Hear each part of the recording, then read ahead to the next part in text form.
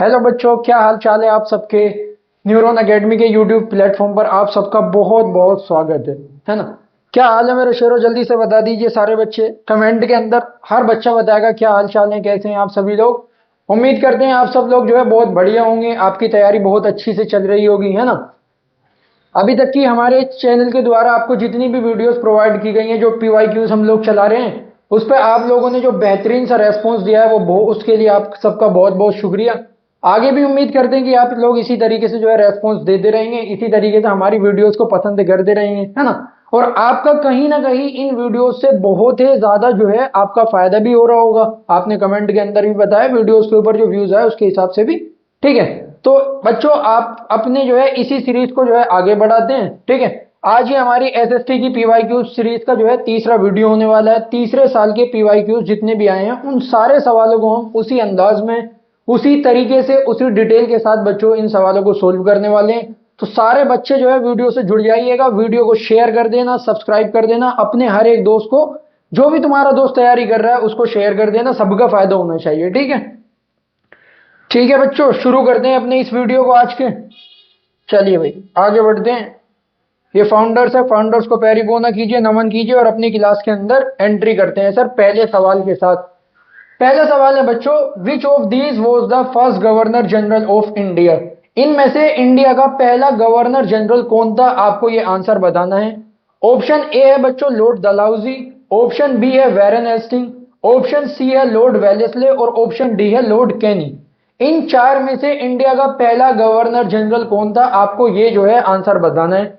चलिए सही आंसर होगा बच्चों इसका वैरन हेस्टिंग।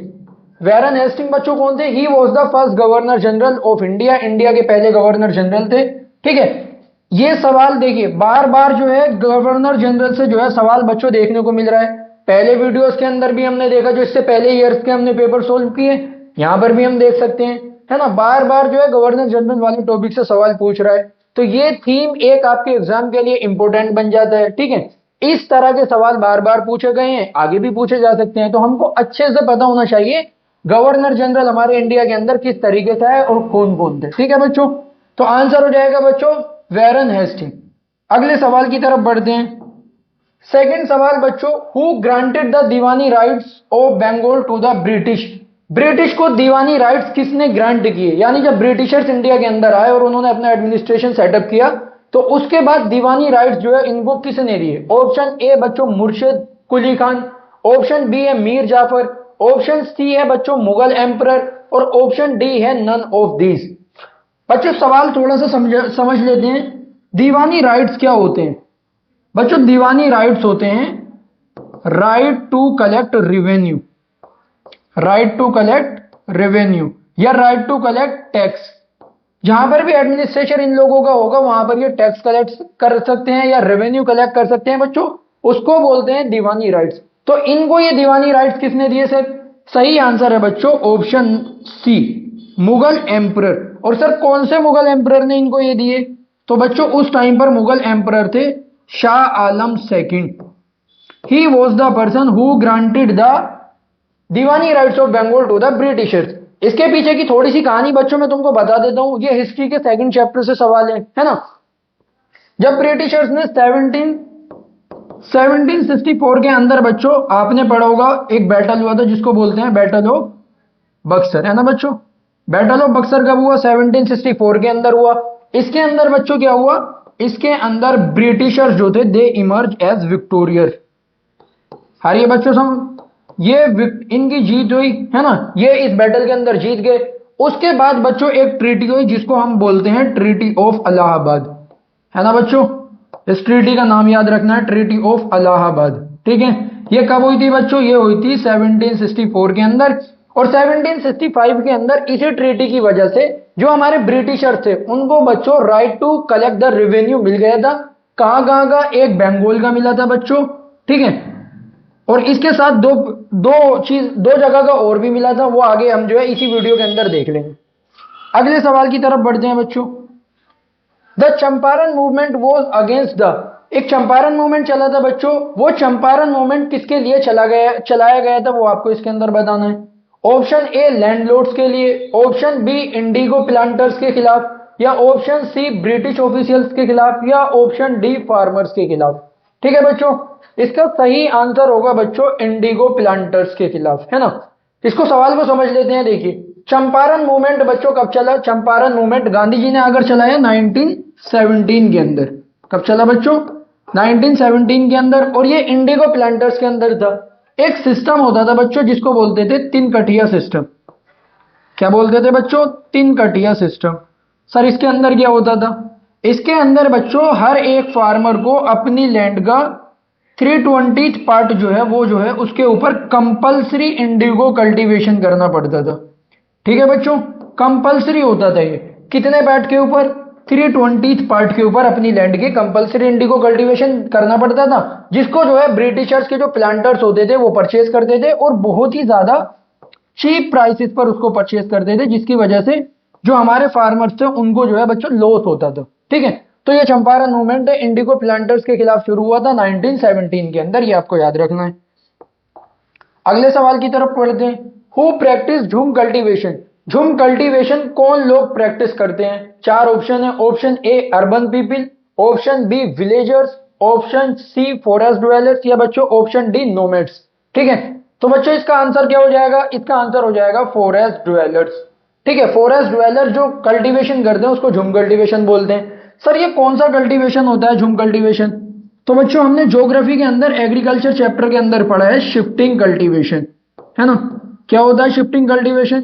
जिसके अंदर फार्मर्स एक फॉरेस्ट के पैच ऑफ लैंड को जो है क्लियर करते हैं, वहां पर कल्टीवेशन करते हैं, और फिर उस जगह से जो है बच्चों जब उस सोइल की जो है फर्टिलिटी लॉस हो जाती है, खत्म हो जाती है, तो वो शिफ्ट कर जाते हैं, दूसरी जगह की तरफ बढ़ जाते हैं, उसको शिफ्टिंग कल्टीवेशन बोलते हैं। बच्चों शिफ्टिंग कल्टीवेशन को ही झूम कल्टीवेशन बोला जाता है। इसको अलग अलग नामों से जाना जाता है। जैसे बच्चों इसको झूम कल्टीवेशन कहां पर बोला जाता है? इसको बेटा झूम कल्टीवेशन बोलते हैं नॉर्थ ईस्ट इंडिया की तरफ, है ना। जो हमारे नॉर्थ ईस्ट स्टेट है वहां इसको झूम कल्टीवेशन बोला जाता है ना। वैसे ही बच्चों शिफ्टिंग कल्टीवेशन को ही मिल्पा भी बोला जाता है। ठीक है, मिल्पा कहां पर बोला जाता है बेटा? मिल्पा बोला जाता है मैक्सिको के अंदर। ठीक है बच्चों, वैसे ही इसको बच्चों लडांग के नाम से भी जाना जाता है। ठीक है, लडांग इसका नाम है बच्चों कहां पर? मलेशिया में इसको लडांग बोलते हैं। ठीक है, तो ये सारे नाम आपको जो है इस झूम कल्टीवेशन के नाम याद रखने हैं, और इसको जो करते हैं उनको बच्चों फॉरेस्ट ड्वेलर्स बोलते हैं। ठीक है, अगले सवाल की तरफ बढ़ते हैं बच्चों। अगला सवाल है हमारा question number 5। Where was Bahadur Shah Zafar exile to? Bahadur Shah Zafar को कहां पर एग्जाइल कर दिया गया था, यानी इनको जो है कहां पर भेज दिया गया था ब्रिटिश एडमिनिस्ट्रेशन के द्वारा? ऑप्शन है बच्चों A Rangoon, option B New Delhi, option C है कानपुर, और ऑप्शन डी है नेपाल।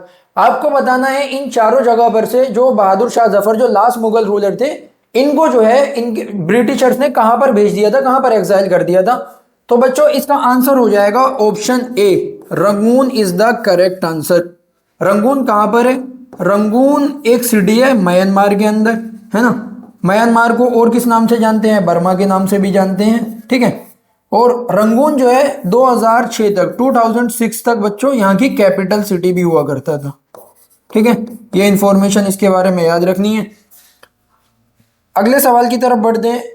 अगला सवाल है बच्चों, which educational dispatch was sent to governor general of India in 1854? 1854 के अंदर कौन सा जो है एजुकेशनल डिस्पैच है जो कि भेजा गया था इंडिया के अंदर ब्रिटिशर्स के द्वारा? Option A Arya Samaj, option B Brahmo Samaj, option C है सत्यशोधक समाज, और ऑप्शन डी है बच्चों वुड्स डिस्पैच। इनमें से आपको बताना है कौन सा वो कमीशन है, कौन सा डिस्पैच है जो एजुकेशन से रिलेटेड है, जिसको ब्रिटिशर्स ने भेजा था इंडिया के अंदर। तो इसका सही आंसर बच्चों ऑप्शन डी हो जाएगा, वुड्स डिस्पैच। इसके बारे में थोड़ी इंफॉर्मेशन देख लेते हैं। वुड्स डिस्पैच बच्चों इंडिया के अंदर कब आया था? 1854 के अंदर आया था। इसको भेजने वाले कौन थे? सर वुड्स इसको बच्चों भेजने वाले थे। ठीक है, जिस गवर्नर जनरल के टाइम पीरियड के अंदर आया था उनका नाम क्या था? उनका नाम था बच्चों लॉर्ड डलहौजी। ठीक है, लॉर्ड डलहौजी के टाइम पीरियड के अंदर ये वुड्स डिस्पैच इंडिया के अंदर आया था। इसने बच्चों एक हायरार्किकल जो है सिस्टम शुरू किया था एजुकेशन का। ठीक है, कि इंडिया के अंदर जो एजुकेशन होगी वो एक हायरार्की के अंदर चलेगी, जिसके अंदर बच्चों तीन तरह के जो है सिस्टम्स हमारे बनाए गए थे, तीन लेवल्स पर एजुकेशन दी जानी थी। ठीक है, जो हमारी प्राइमरी एजुकेशन थी वो प्राइमरी एजुकेशन हमारी वर्नाकुलर लैंग्वेज के अंदर होगी, यानी जो हमारी लैंग्वेज है, जो इंडियंस की लैंग्वेज है उसी के अंदर होगी। उसके बाद जो हमारी मिडिल वाली एजुकेशन होगी, जो मिडिल सेक्शन की एजुकेशन होगी बच्चों, वो होगी एंग्लो वर्नाकुलर, यानी उसके अंदर इंग्लिश भी होगी प्लस वर्नाकुलर लैंग्वेज भी होगी। जो इंडिया की रीजनल लैंग्वेजेस थी वो सारी लैंग्वेजेस इसके अंदर होंगी। प्लस जो बच्चों हायर एजुकेशन थी हमारी, वो सिर्फ किसके अंदर होगी, वो सिर्फ इंग्लिश लैंग्वेज के अंदर होगी। ठीक है, ये वोट्स डिस्पैच के अंदर ये सारे प्रोविजंस थे, ये याद रखने। अगले सवाल देख लेते हैं। नेक्स्ट क्वेश्चन है बच्चों, which reform association was founded by Raja Ram Mohan Roy. Raja Ram Mohan Roy ने इनमें से कौन सा रिफॉर्म एसोसिएशन को जो है फाउंड किया था? Option A Arya Samaj, option B Brahmo Samaj, option C Satyashodhak Samaj और ऑप्शन डी है बच्चों प्रार्थना समाज। इन चारों में से कौन सा एसोसिएशन है which was founded by Raja Ram Mohan Roy? Answer हो जाएगा बच्चों इसका Brahmo Samaj. Brahmo Samaj option B is the right answer. कब फाउंड हुआ था सर? 1829 के अंदर, सॉरी 1828 के अंदर इस समाज की जो है स्थापना हुई थी, इस समाज को फाउंड किया गया था। ठीक है, ये सारी चीजें याद रखनी है। अगले सवाल के ऊपर बढ़ते हैं। Who is known as father of Indian constitution? इनमें से फादर ऑफ इंडियन कॉन्स्टिट्यूशन किसको बोला जाता है? ऑप्शन है बच्चों, option A doctor Ambedkar, option B है जवाहरलाल नेहरू, ऑप्शन सी है डॉक्टर राजेंद्र प्रसाद और ऑप्शन डी है बच्चों के एम मुंशी। इन चारों में से किसको फादर ऑफ इंडियन कॉन्स्टिट्यूशन बोला जाता है, ये आपको बताना है। आंसर हो जाएगा बच्चों इसका option C, sorry option A. Ambedkar is known as the father of Indian constitution. Ambedkar का बहुत ज्यादा कंट्रीब्यूशन है, बहुत ज्यादा स्ट्रगल है इंडियन कॉन्स्टिट्यूशन को लेकर, इंडियन कॉन्स्टिट्यूशन को बनाने में। That is why he is known as the father of Indian constitution. Doctor Ambedkar sir, doctor Ambedkar को और भी कुछ बोलते हैं सर? जी हाँ बच्चों, इनको बोलते हैं he was the president of बच्चों ड्राफ्टिंग कमेटी। ड्राफ्टिंग कमेटी के कौन थे? प्रेसिडेंट थे, हेड थे। आपको ये भी इनके बारे में याद रखना है। ठीक है, आगे बढ़ते हैं नेक्स्ट क्वेश्चन की तरफ। What was the reason behind abolition of evil practice of untouchability? Untouchability की एक प्रैक्टिस थी, हमने अपने कोर्स के अंदर, अपनी क्लास के अंदर पढ़ रखा है इसके बारे में। ठीक है, आपको बताना है what was the reason behind abolition of evil practice of untouchability. Untouchability ban हुई, अनटचेबिलिटी को अबोलिश किया गया था, हम सब जानते हैं। कौन से आर्टिकल ने किया वो भी हम सबको पता है। उसका रीजन क्या था बच्चों, वो रीजन बताना है। ऑप्शन देख लेते हैं। Option A to end the poverty, poverty को, गरीबी को खत्म करने के लिए। तो बच्चों गरीबी का और अनटचेबिलिटी का डायरेक्ट रिलेशन है नहीं है, तो हमारा ऑप्शन ए आंसर नहीं होगा। ऑप्शन बी देखो, to end the discrimination, discrimination end करने के लिए। जी हाँ सर, बिल्कुल सही है। Option C to end the upper caste domination. तो बच्चों सिर्फ अपर कास्ट का नहीं, हर क्लास का, हर तरीके का डोमिनेशन, हर तरीके का डिस्क्रिमिनेशन को एंड करने के लिए हुआ था। तो ऑप्शन सी भी हमारा आंसर नहीं होगा। डी नन ऑफ दिस, ये भी नहीं होगा। तो जो हमारा बेस्ट पॉसिबल आउटकम है बच्चों, वो क्या हो जाएगा हमारा? ऑप्शन बी हो जाएगा, to end the discrimination. This is the right answer. अगले सवाल की तरफ बढ़ते हैं। Next question is present strength of Rajya Sabha is. हमारी जो राज्यसभा है, हम सब जानते हैं पार्लियामेंट है, पार्लियामेंट के दो हाउसेज हैं। उन दो हाउसेज में से बच्चों जो हमारा राज्यसभा है, उस राज्यसभा की प्रेजेंट स्ट्रेंथ कितनी है, ये हमको बताना है। Option A 545 members, option B है बच्चों 250 मेंबर्स, ऑप्शन सी है 245 मेंबर्स और ऑप्शन डी है बच्चों 543 मेंबर्स। तो बच्चों इसका सही आंसर क्या हो जाएगा? सही आंसर हो जाएगा सर 245 मेंबर्स। देखो बच्चों, एक चीज इसके बारे में जो ध्यान रखनी है वो क्या याद रखना है सर? हमसे प्रेजेंट स्ट्रेंथ पूछा गया है हमारे दोनों हाउसेस की। बच्चों इधर देखो, पार्लियामेंट के अंदर दो हाउसेस हैं, ठीक है। एक हाउस है बच्चों लोकसभा और दूसरा हाउस है बच्चों राज्यसभा, ठीक है। आपसे सवाल दो तरीके से पूछा जा सकता है। या तो बच्चों आपसे पूछेगा मैक्सिमम स्ट्रेंथ, यानी मैक्सिमम स्ट्रेंथ कितनी है, या आपसे बच्चों पूछ सकता है प्रेजेंट स्ट्रेंथ। तो हमको दोनों पता होना चाहिए और दोनों हाउसेस के लिए पता होना चाहिए, ठीक है बच्चों। लोकसभा की जो मैक्सिमम स्ट्रेंथ है बच्चों वो है 550, यानी कॉन्स्टिट्यूशन के अकॉर्डिंग 550 मेंबर्स जो हैं, it is the largest number of members जो हमारे लोकसभा के मेंबर हो सकते हैं। प्रेजेंट स्ट्रेंथ कितनी है सर? प्रेजेंट स्ट्रेंथ है बच्चों 545। ठीक है, वैसे ही राज्यसभा की अगर हम बात करें तो राज्यसभा के अंदर जो मैक्सिमम स्ट्रेंथ है बच्चों हमारी, वो हो सकती है 250 मेंबर्स, यानी हमारी राज्यसभा के अंदर 250 मेंबर्स जो है बैठ सकते हैं। सर अभी करंट स्ट्रेंथ या प्रेजेंट स्ट्रेंथ कितनी है? तो बच्चों प्रेजेंट स्ट्रेंथ है हमारी 245। दैट इज वाई हमारा option C 245 members is the right answer. अगले क्वेश्चन की तरफ बढ़ते हैं। Question number 11, who is the formal interpreter of constitution? Formal भी सही है बच्चों, इसको फाइनल लिखना है ना। Who is the final interpreter of constitution? हमारा जो कॉन्स्टिट्यूशन है, जो हमारा संविधान है, उसको इंटरप्रेट कौन कर सकता है, यानी उसको कॉम्प्रिहेंड कौन कर सकता है, उसको जो है उसके बारे में कौन बता सकता है, उसकी समरी कौन बता सकता है, या कौन से लॉ का क्या मतलब है वो कौन बता सकता है, वो आपको बताना है। इंटरप्रेटर बोलते हैं बच्चों कोई वो लोग या वो ऑर्गेनाइजेशन जो किसी चीज को इंटरप्रेट करे, उसके बारे में हमको इंफॉर्मेशन बताए, उस चीज को जो है हमको एक तरीके से जो है उसके बारे में इंफॉर्मेशन दे। ऑप्शन ए है बच्चों जुडिशरी, ऑप्शन बी है गवर्नमेंट, ऑप्शन सी है लेजिस्लेचर और ऑप्शन डी है बच्चों एग्जीक्यूटिव। ठीक है, तो इनमें से कौन है जिसको हम फाइनल इंटरप्रेटर ऑफ कॉन्स्टिट्यूशन कहते हैं? तो बच्चों आंसर हमारा हो जाएगा option A judiciary. Judiciary is the interpreter of Indian constitution. हमारे कॉन्स्टिट्यूशन को इंटरप्रेट करने का राइट किसका है बच्चों? जुडिशरी का है। प्लस एक पॉइंट और भी याद रखना है, they are also the guardian of our constitution.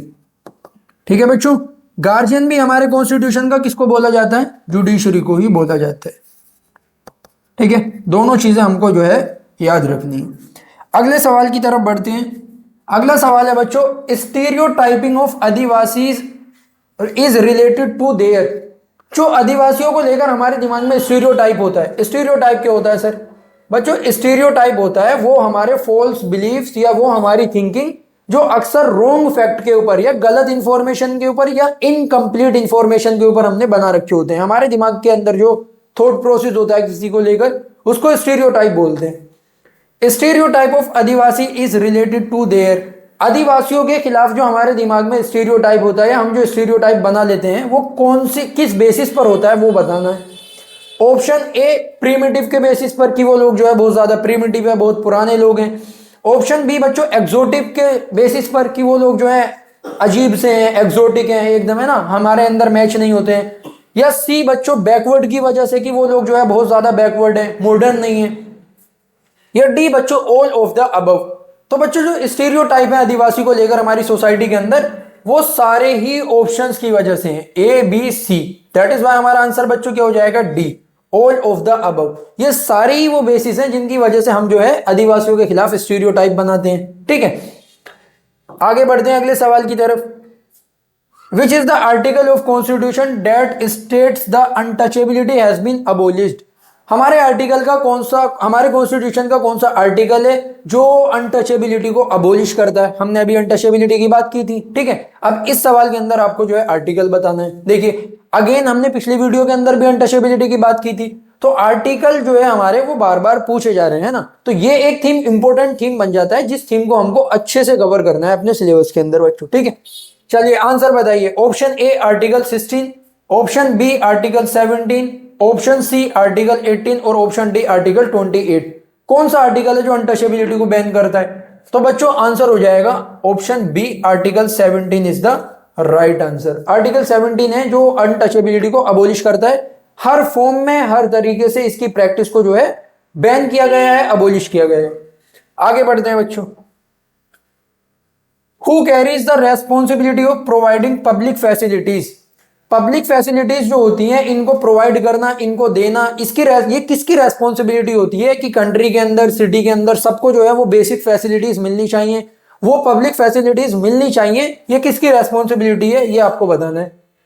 Option A government, option B public, option C private organisation, या बच्चों option D none of the above. इनमें से कौन लोग हैं जो पब्लिक फैसिलिटीज को प्रोवाइड करते हैं? ठीक है, आंसर क्या हो जाएगा बच्चों? आंसर हो जाएगा गवर्नमेंट।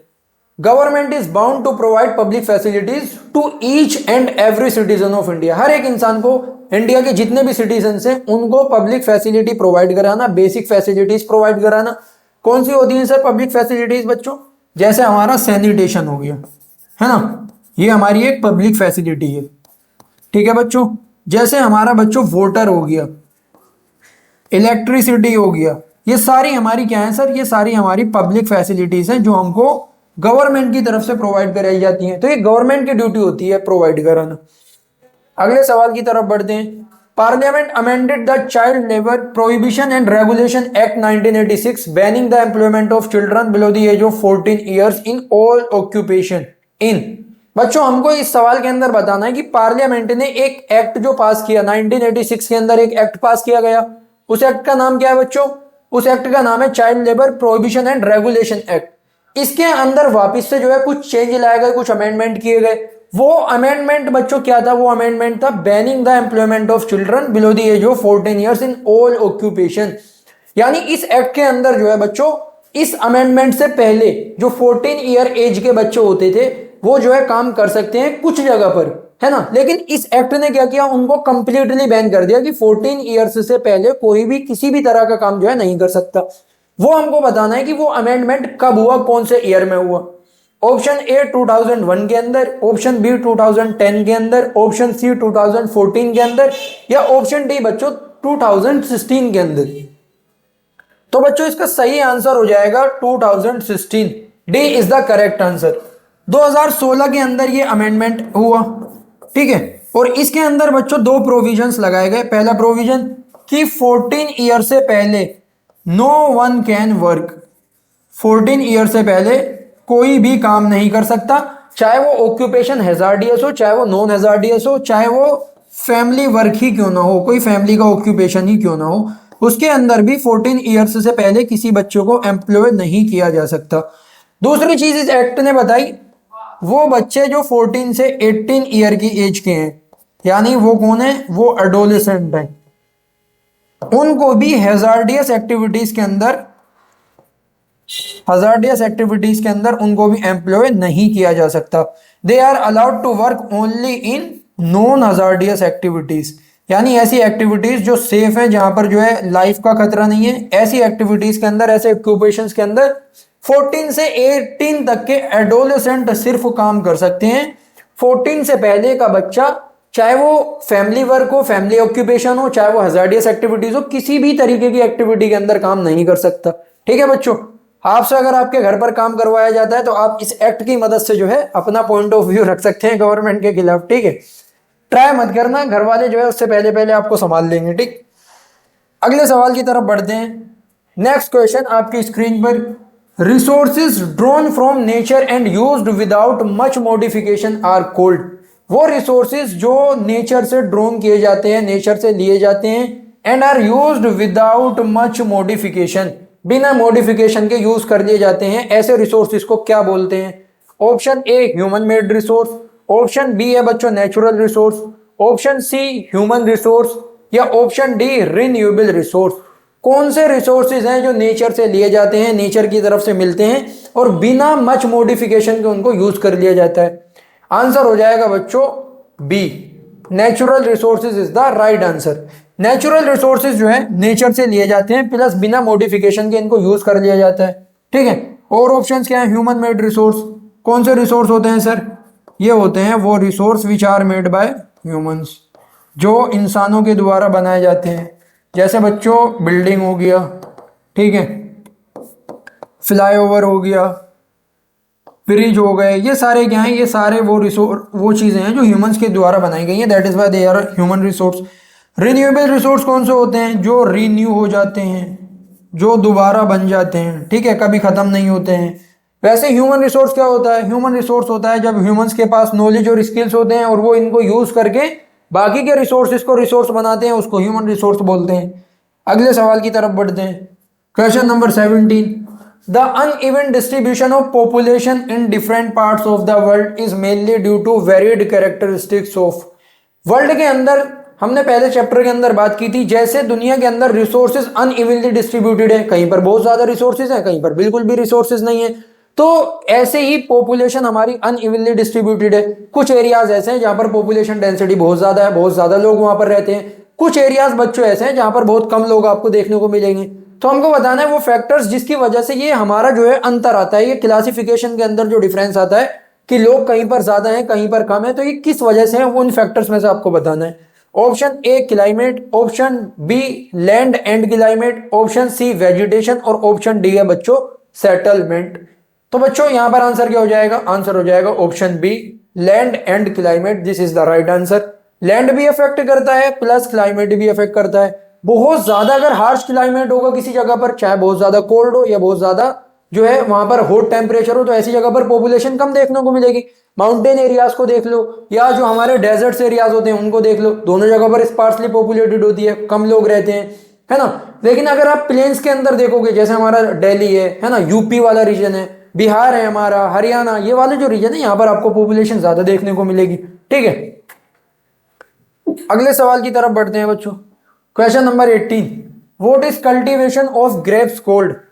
हमने देखा एग्रीकल्चर क्या होता है ना। इसमें आपको बताना है कि कल्टीवेशन ऑफ ग्रेप्स को क्या बोलते हैं, जब हम ग्रेप्स को कल्टीवेट करते हैं उसको क्या बोलते हैं। Option A sericulture, option B pisciculture, option C है बच्चों विटिकल्चर और ऑप्शन डी है हॉर्टिकल्चर।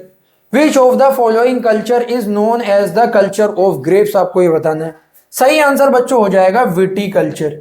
ठीक है, ग्रेप्स के कल्टीवेशन को हम क्या बोलते हैं, विटिकल्चर बोलते हैं। सर बाकी जो है ये किस किस चीज का कल्चर होता है, हॉर्टिकल्चर बोलते हैं बच्चों जब हम फ्लावर्स, ठीक है, फ्लावर्स वेजिटेबल्स या फ्रूट्स का कल्टीवेशन करते हैं, ठीक है, उसको बोलते हैं हॉर्टिकल्चर। पिसिकल्चर क्या होता है, जब फिशेस को कल्टीवेट किया जाता है स्पेशलाइज्ड टैंक के अंदर। एक हम टैंक बनाते हैं और उस टैंक के अंदर जो है फिशेस का कल्टीवेशन करते हैं, उसको बोलते हैं पिसिकल्चर। सेरिकल्चर क्या होता है, सेरिकल्चर होता है सिल्क वॉर्म से सिल्क जब बनाए जाते हैं, ठीक है, तो उसको सेरिकल्चर बोलते हैं। तो ये सारी चीजें आपको जो है याद रखनी है। एक दो कल्चर बच्चों और याद रखना, एपीकल्चर। एपीकल्चर होता है रेयरिंग ऑफ हनी बी, जब हनी बीज को जो है हनी बीज को कल्टीवेशन किया जाता है टू ऑब्टेन हनी, तो उसको एपीकल्चर बोलते हैं। ठीक है, ये याद रखना। नेक्स्ट क्वेश्चन है बच्चों question number 19, which of the following is a secondary activity. इनमें से कौन सी सेकेंडरी एक्टिविटी है। हमने चैप्टर पढ़ा था एक्टिविटीज के बारे में, तीन तरह की एक्टिविटीज होती हैं, इकोनॉमिक एक्टिविटीज, प्राइमरी एक्टिविटी होती है, सेकेंडरी एक्टिविटी होती है और टर्शियरी एक्टिविटी होती है। इसमें बताना है बच्चों सेकेंडरी एक्टिविटी कौन सी है। ऑप्शन ए है बच्चों कोल माइनिंग, ऑप्शन बी है फिशिंग, ऑप्शन सी एग्रीकल्चर और ऑप्शन डी पेपर मैन्युफैक्चरिंग। इसमें से सेकेंडरी एक्टिविटी कौन सी है वो बताना है। कोल माइनिंग बच्चों प्राइमरी एक्टिविटी होती है, ये भी नहीं होगा। ऑप्शन बी फिशिंग, ये भी बच्चों प्राइमरी एक्टिविटी है। ऑप्शन सी एग्रीकल्चर, ये भी प्राइमरी एक्टिविटी है। आंसर हमारा हो जाएगा D, paper manufacturing is a secondary activity. ठीक है, नेक्स्ट क्वेश्चन की तरफ बढ़ते हैं। क्वेश्चन नंबर 20 हमारा final question, the movement of people in and out of an area is called. लोगों का एक जगह से आना और दूसरी जगह पर जाना, इस चीज को क्या बोलते हैं, इस मूवमेंट को बच्चों क्या बोलते हैं। चार ऑप्शन है, option A migration, option B है डेथ रेट, ऑप्शन सी है बर्थ रेट और ऑप्शन डी है बच्चों ग्रोथ रेट। ठीक है, आंसर हो जाएगा बच्चों माइग्रेशन। ठीक है, क्या होता है migration, migration is the movement of people from one place to another. Movement of people from one place to another, इसको क्या बोलते हैं, माइग्रेशन बोलते हैं। बाकी के ऑप्शन है डेथ रेट, क्या होता है sir death rate, death rate होता है number of people died, number of people died in a year. एक साल के अंदर कितने लोगों की जो है डेथ हो गई उसको बच्चों डेथ रेट बोलते हैं, और ये पर 1000 लोगों के ऊपर काउंट किया जाता है। वैसे ही बर्थ रेट क्या होता है, बर्थ रेट होता है number of people born, number of people born in a year, in a year, और ये भी 1000 लोगों के ऊपर बच्चों काउंट किया जाता है।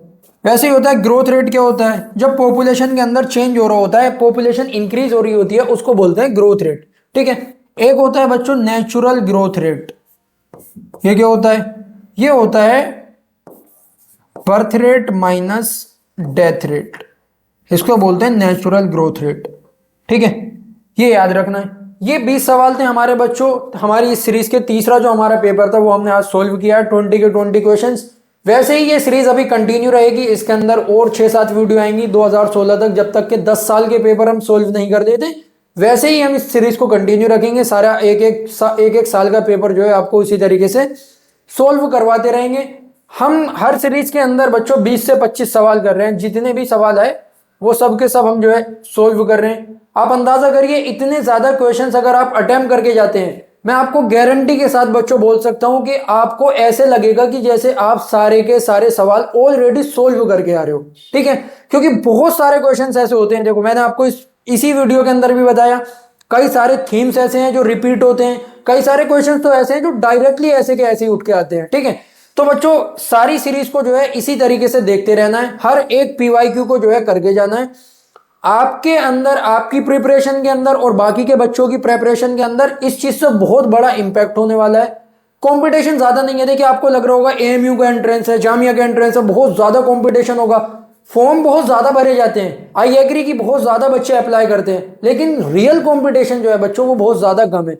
बहुत सारे बच्चे डिस्ट्रैक्टेड हैं, आधे बच्चों को सिर्फ अपनी 8th क्लास की टेंशन पड़ी हुई है, उनको ये नहीं पता कि सिलेबस दोनों का सेम है, दोनों की तैयारी एक जैसी करनी है, ठीक है।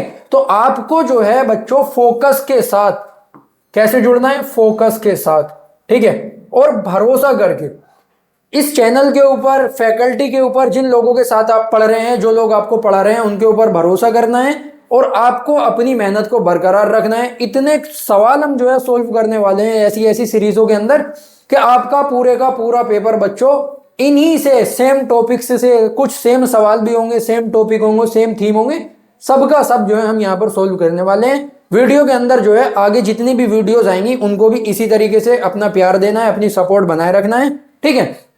इस सेशन को भी सारे दोस्तों के साथ शेयर करना है और आने वाले सेशंस के अंदर भी खूब जो है अपनी मेहनत के साथ इसी सीरीज के साथ और आगे आने वाली हर सीरीज के साथ जुड़े रहना है। लास्ट में आपको जो है बार बार बता दिया गया है, ठीक है, टेस्ट सीरीज है, टेस्ट सीरीज से जुड़ जाना, बहुत सारे टेस्ट हैं, इसके बारे में कई बार जो है वीडियो के अंदर हम बात कर चुके हैं, ठीक है। अगले सेशन के लिए रेडी रहना, इसी तरीके से सेशन आते रहेंगे, तब तक के लिए चैनल को सब्सक्राइब कर लीजिए, शेयर कर लीजिए और अपना सपोर्ट जो है हमारे साथ बनाए रखें। बहुत बहुत शुक्रिया, मिलते हैं अगले सेशन।